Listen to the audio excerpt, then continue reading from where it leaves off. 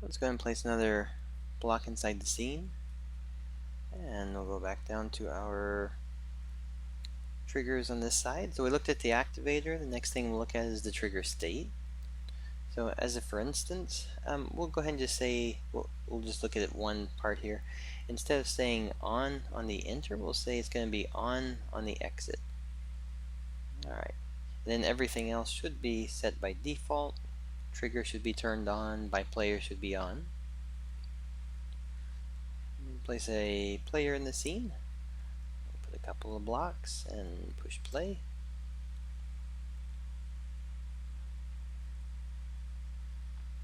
And then when the player walks into it, notice it doesn't turn on yet because the on state is actually when you leave the block. So now you have it go out and go back out through there. The off state was turned on for the player exit, so it's going to stay with where it was before, which is useful, especially if you intend to do any type of single animation state, something happens and then it stays into a loop, then you're able to use it that way. Alright, so that'll be basic differences on that one.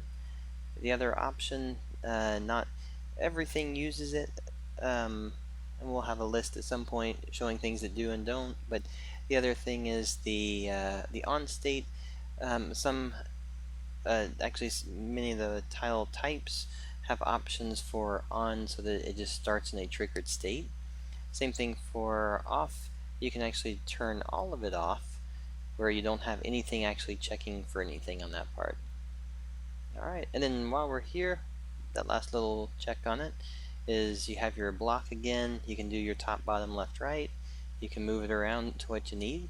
Remember, when it comes to, if this is a full collider box and your trigger box is actually the same size, there's no need technically to have the box inside. If you're just wanting this to be the only trigger spot, then you can use it where you move it up and down and put it where you want it, just in this spot here.